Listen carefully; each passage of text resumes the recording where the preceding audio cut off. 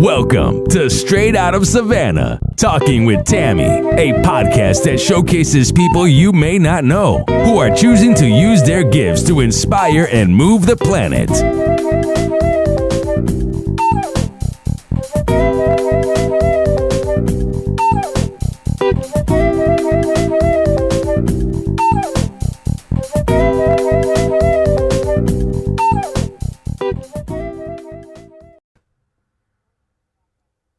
Thank you so much for joining us on Straight Out of Savannah, Talking with Tammi.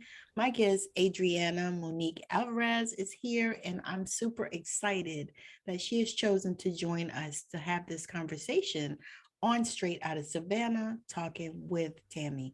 So, Adriana, take it away. Share with the people your goodness. Well, first of all, thank you so much for having me. And yes, I'm excited to talk about, there's so many things we could talk about, but one of the things that I love to do is to bring people's stories out into the world. To number one, help them remember that they have stories, their life experiences have cultivated deep and meaningful stories within them. And this is actually the way that we pass wisdom on. You know, relaying information is one thing, but passing in wisdom and passing healing and really creating this return to the sacred storyteller is what I'm all about. Yes, that is so powerful. So tell me, share with us, how did you get to this place where you recognize that, number one, that we have wisdom inside of us, and number two, that people need to share. Tell me, how did you get to that place where that came up for you?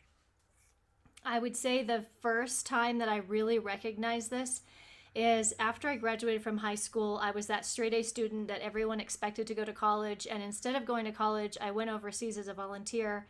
And the first country I was in was Albania. They had just went through the Kosovo crisis. They were opening up as a country, coming out of a dictatorship, and I was volunteering at an orphanage, and there was 120 children there. And I didn't know Albanian, but within 3 months I did, because they wanted to communicate with me. They had stories to share. They had things that they wanted to pass on to me. And so when I would sit with those children and they were so eager to tell me stories, whether it was about what had happened that day at school or what happened to their family or what was happening in their country, I realized that there was actually nothing more important that I could do for them than to listen to their stories. That was incredibly healing. And so that was my very first taste of that. And then when I came back to the US from volunteering, I met my husband. And when I would go to networking events after we started our business, I realized a similar thing, that there are some people who go to a BNI or a chamber event and they're sort of passing out business cards like, they're dealing a 21 game on the table. Yes. Right? Yeah. And then there's people that you could sense that were really present. And so I made the commitment that I was going to be a regular networker, that I was going to show up. But what I decided is that I would at least connect. I would connect with at least one person on a deep level at every meeting. And then that I would invite at least one person to a meal. So I was taking someone to breakfast, lunch, and dinner nonstop. And I was asking them about their life, about their business, what would help them at this time, who did they want to be introduced to, what kind of referrals do they most appreciate. And so in that time of deep listening and hearing their story and figuring out what they wanted, it helped me become a much better business person. And it also helped me become someone who became a master at giving and receiving referrals. So the foundation was laid there before I was ever in publishing, before I ever helped someone publish a book and tell their story in that way. I really began to value what people had to say and the stories that they had to share. That is powerful and deep, because the thing is people don't realize that really is the essence of business. Learning how to listen and learning how to hear what people are saying, because when I listen to that, I hear that you are super intuitive, and I hope that you own that. Mm. You are spot on. Yes. And for many years I didn't. I kept that a secret. I like to say I was sort of in the closet. And at some point I just couldn't be that anymore. It's like I couldn't hold that in, and I did. I fully owned it. I remember the day I did so. I said, this is who I am. This is how I operate. And it's more than intellectual knowledge. It's more than education. It's about that intuition. It's about that tuning in on a heart-to-heart, soul-to-soul level, and Yes. hearing what's not being said. Yes. Yes. Because the thing is there's so much of us that we don't say. There's so much that, we're putting it out to the universe, and we are, but we just don't realize that, and we don't say it. It's coming out, it's oozing out through our character. It's oozing out through our conversation. Yes. But we're not saying it. And so I think that being that amazing intuitive that you are, that you're probably able to get things out of people that maybe they weren't intending to share. Yes. I sometimes feel like a priest at the end of a Yes, yes. conversation. No, it's true, and it's how I accidentally, sort of fell and stumbled into publishing, because I had thousands of clients that were telling me through various conversations or events that they were going to write a book, they had a book to write, and then I realized that none of them were. And so it was the thing that I couldn't just let be. I couldn't leave Yes. it alone. And so I began to ask Yes. them, well, what happened to your book? Why didn't you publish it? What's going on?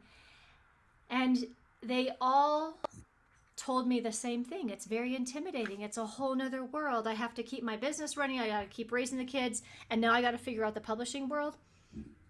Just one thing had to go, right? So Yes. it didn't make the cut. So that's when I Yes. began to look at, okay, how can we create solutions so that that isn't the thing that falls off, because it's just too much to take on. It's too much to tackle. Well, because just like they said, because it's a whole nother world. Now, And what it I did is. was, and everybody's not me, right? What I did was I started doing the research, but Yes. that's because that's me. You know what I mean? Like if you Yes. say something today, I will go and I will start Googling it.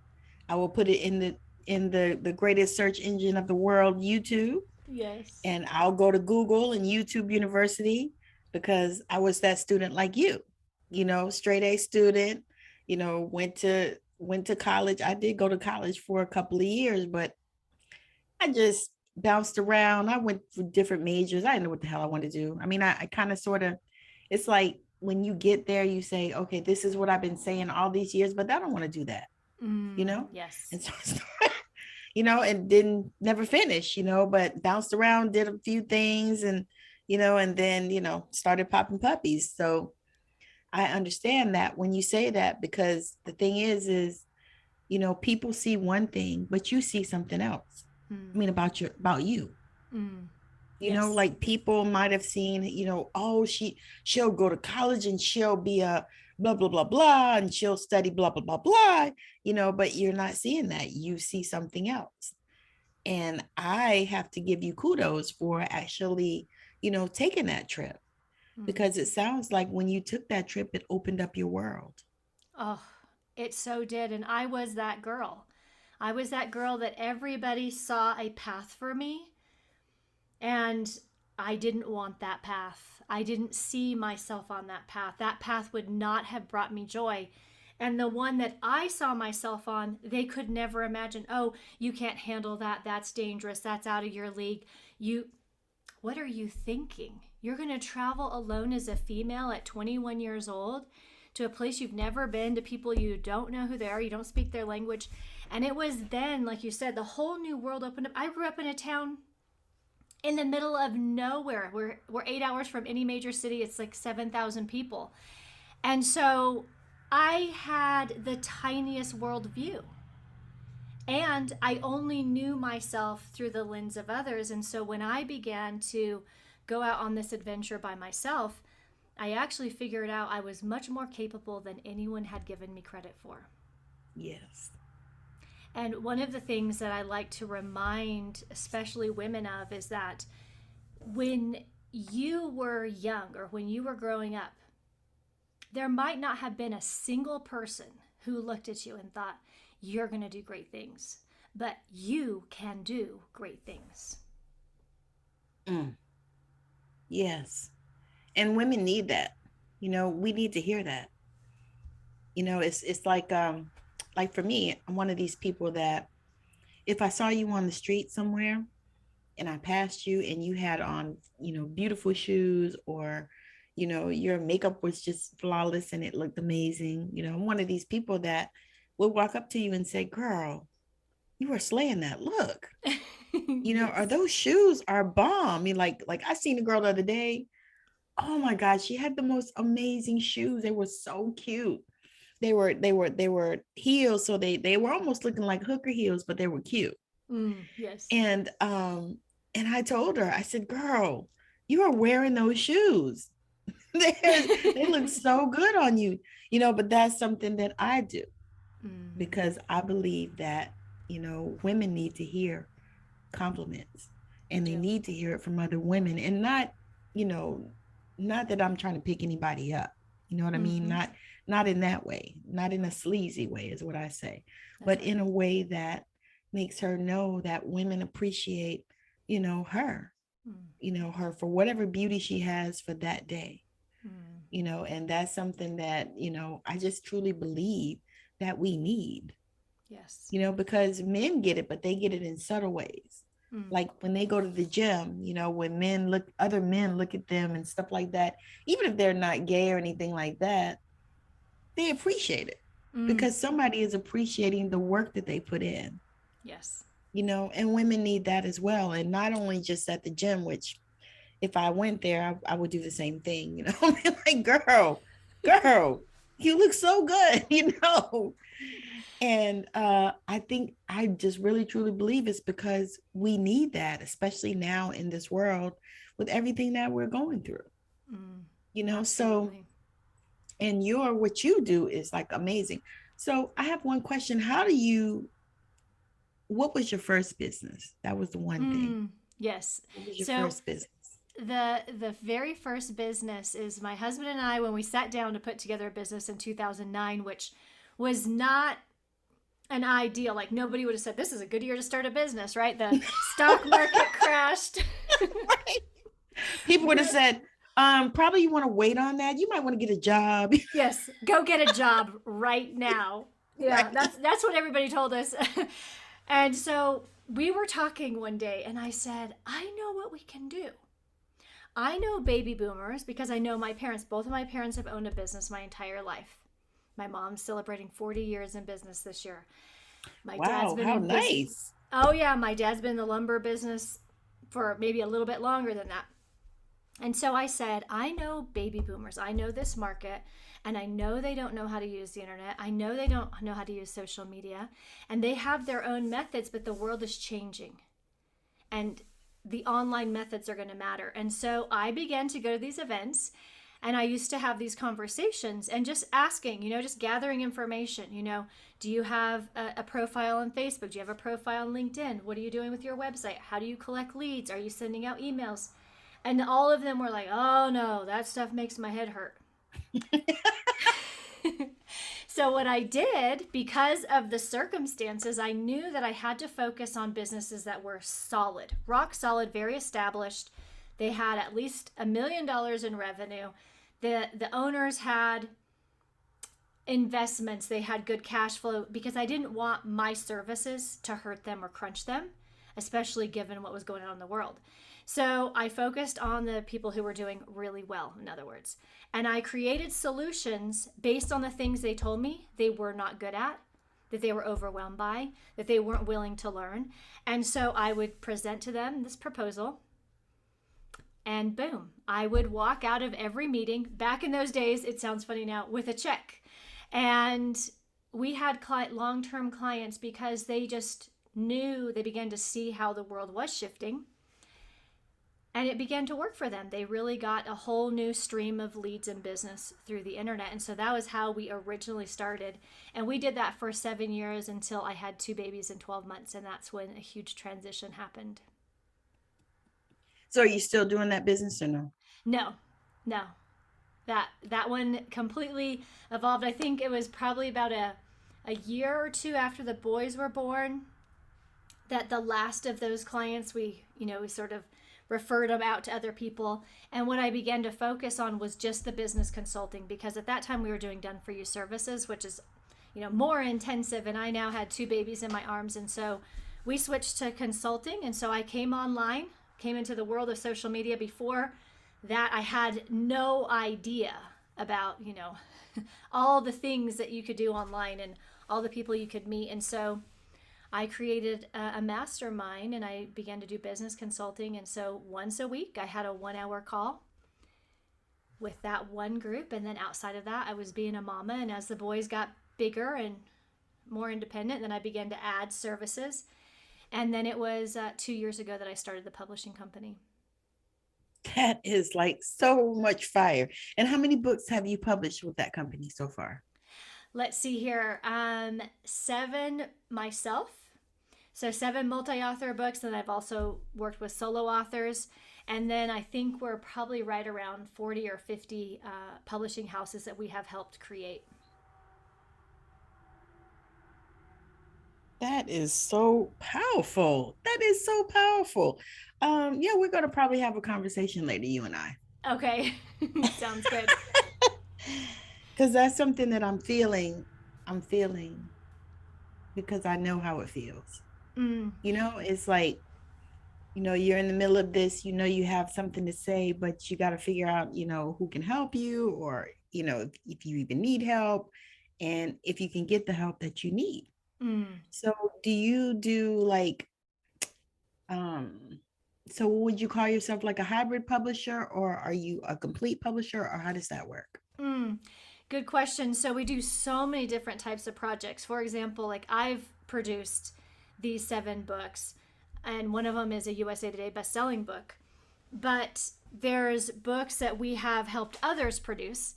And then there's sort of an in-betweener where I work with very well-established companies or brands or influencers who know that they want to have a book that maybe features their clients or people in their audience. And if they put out one post or one email, they could fill it. But they don't want to learn how it all works. They don't want to be involved. And so we essentially run the project under their name. And so it's a stream of income for them. For most of the people who do this, they can add a 6-figure stream of income with one book. But then they don't have to learn all the aspects. So there are so many things we could do. So yeah, hybrid is probably a good term to use, because like we have partners that can do all kinds of different things. If we need a traditional publishing house involved, if we want to go for the big list, the Wall Street Journal, the USA Today, even New York Times, we have that, access for our team. So there's basically, if people can dream it, we can create it.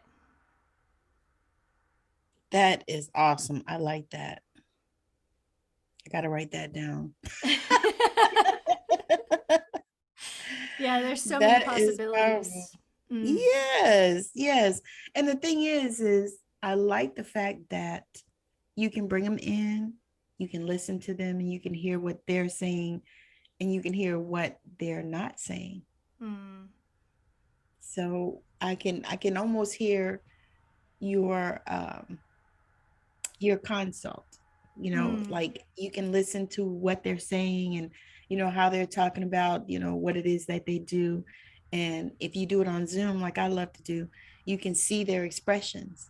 Yes. And you can see how they light up, and how they glow up, yes. when they're talking about that particular thing. And then you're like, okay, well, let's talk about this, and you bring them to the place where they're sharing, how they want to influence people, or how they want to, what they want their book to do or say. So walk me through a conversation like that. Say I was coming to you and I said, I really, people have told me that I should share my story, every time I talk about it. How can you help me do that?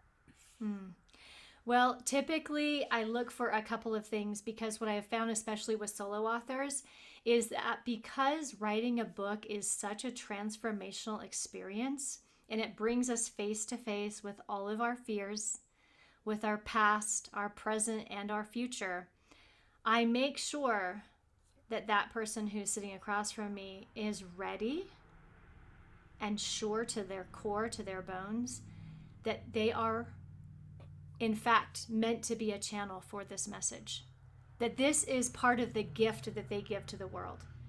Because this is a key part of it. Writing a book, especially a solo book, there has to be a bigger purpose and vision, because there's always going to be hiccups and challenges, whether life circumstance happens and the writing process gets slowed down or some process. There's also that fear of this is available everywhere.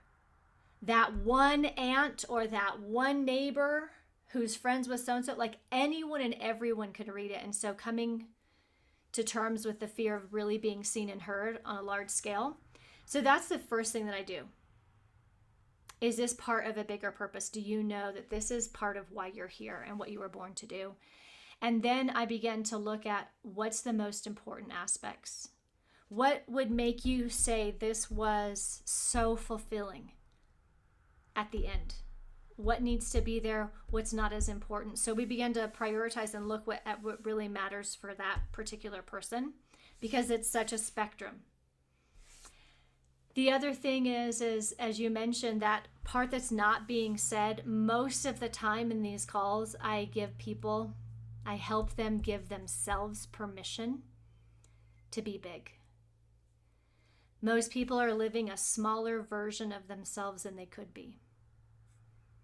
And so I invite them, they don't need my permission. They need to give themselves permission to live big, to fully embrace their power. Because a book, when a person writes a book, it's truly an initiation. It's this moment of saying, I'm owning and acknowledging why I'm here, and it's not to pay bills, watch Netflix, and take the trash out on Tuesday. Right? Right. It's more than that. And so that's really what, it's a declaration. It's a declaration. So I help them get present with all of this. And then we can create a game plan. And I would say what I have found with books is that it actually needs these two components of the practical. How does it look? How do we walk this out? How do we go from point A to point B? But also this energetic, spiritual support, acting as the midwife as this birth is being brought to the world, because it is an incredibly spiritual experience. Exactly. And I can see that that's something that you help them to bring forward and to recognize that, it's an amazing time, and it's something that, so many people want to do, but I don't think they realize how much of an energetic spiritual experience it is, because it's like, I don't know, for me, I think about my personal book. It was like, it took me through places that I had been already, and not fun places. So I hear you. And I think about it, I think about something that what is his name? The Pursuit of Happiness. Oh, yes. Chris Gardner. Yes, Chris Gardner. I think about something he said, and that inspired me, actually. He said that somebody asked him, after The Pursuit of Happiness had come out and after Will Smith did the movie and all this good stuff, they asked him, what was harder, writing the story or living it? And I will never forget this, because he said, actually writing the story. He said, because living the story, you didn't have time to think about it. Living the story, you just had to live it. You had to do what you had to do, whatever that was. in whatever context, because I'm thinking about like the time when he was putting the washing the boy in the restroom in the subway, and that, I mean, I can just only imagine being a mother, you know what I mean? Yes. I can only imagine that, and that actually would take you to a place where you're like, okay, you know, for me, when I read that, I was like, well, if he can do that, you then I can share this, because you're in the middle of this mess and of this crisis, and you really don't know which way to turn. You know what I mean? While you're going through it. But once you're writing it, you know that you've gotten through it. So that's the main part. You know that, even though you had to take yourself back to this place where you were, that wasn't really pleasant, but you do know that you got through it. Yes. So to me, that would be like the major thing. It's like, okay, I got through this, so it's almost like I seen this movie the other day about uh going to different universes. And to me, that's what that would be like.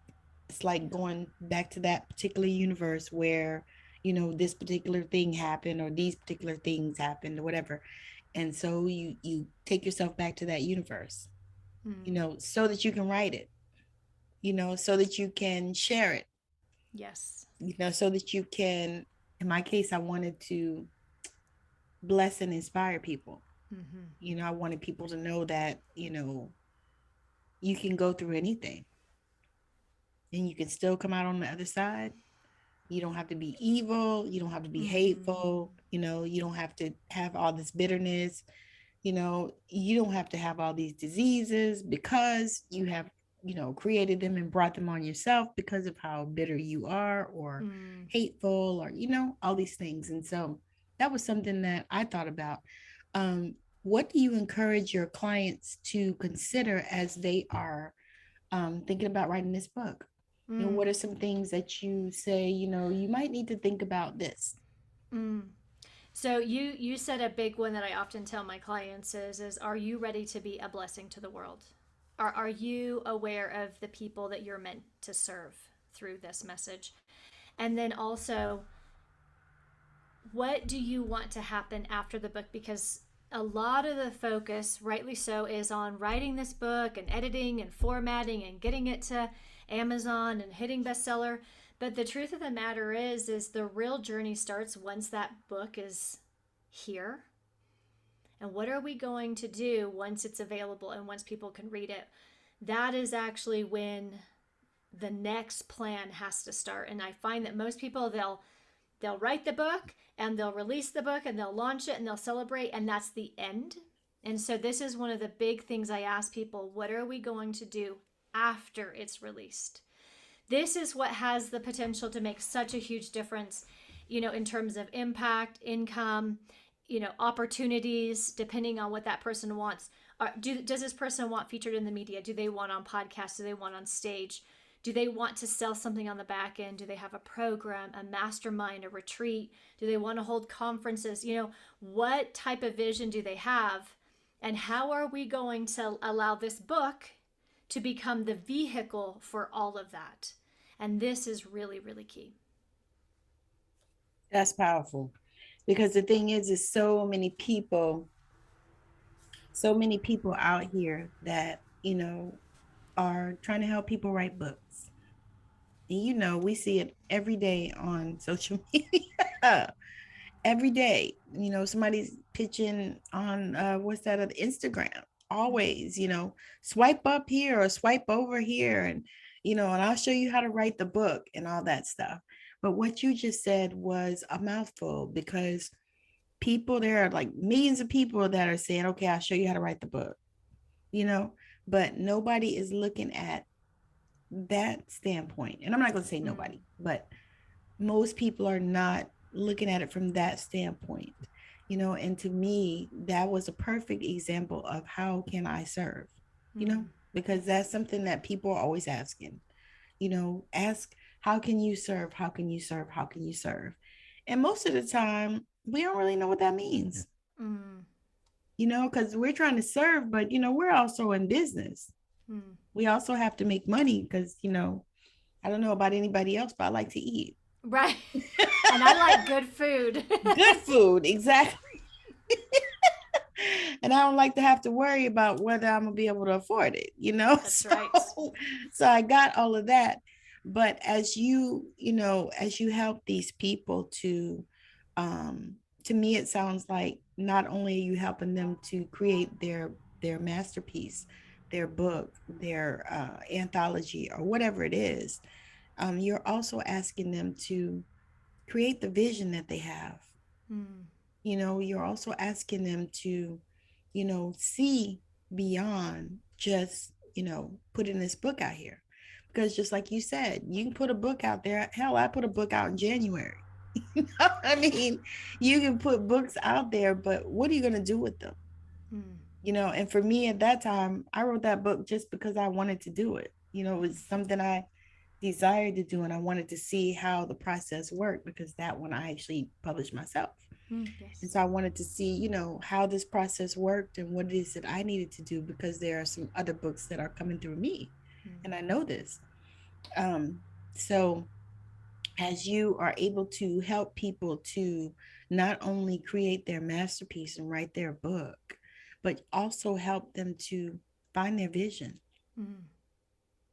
and that's to me, that's amazing because I don't know if, I mean, do they realize that they're also getting business coaching as well? Well, they figure it out pretty quickly, but yeah, usually I think that most people just get sort of, tunnel vision on the book. Yes. And it's so much bigger than that. And you're right, it is really about calling out the great visionary and leader that is within them. Because Yes. it takes a visionary and a leader to look at all these different components and to look at what am I willing to be committed to for the 6 to 12 months after this book comes out. There's huge growth in every direction for the individual, for the business, for the community that they'll lead, for the wisdom that they'll pass on. I love that. I love that. I love that. I love it because it's like so many times, you know, women don't realize, especially women, don't realize the wisdom that we have and that we carry and that we pass on. We just don't. You Mm. just you think about yourself and you're like, okay, but I really have thought about that because I'm writing a book about my grandmother Mm. and she was my person. Mm. She passed on the pearls and the wisdom. And so the name of it is Passing the Pearls. Mm. I love that. Because she did, and I'm it's a way for me to honor her as well for, being that person that passed the pearls.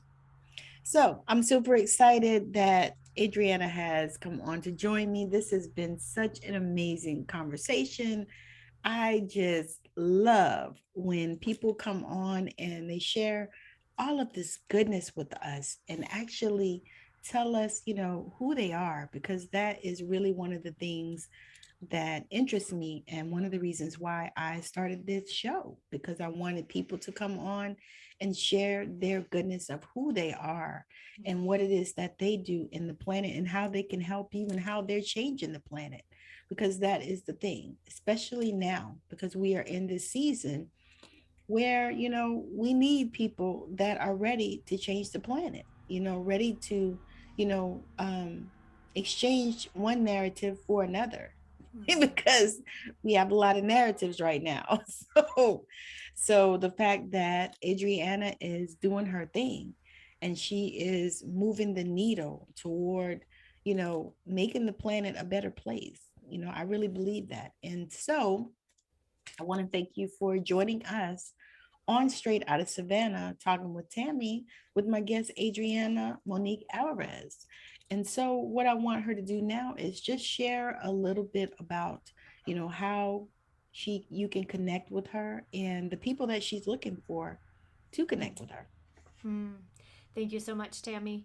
The best way to connect is at amaspeaks.com. That's amaspeaks.com.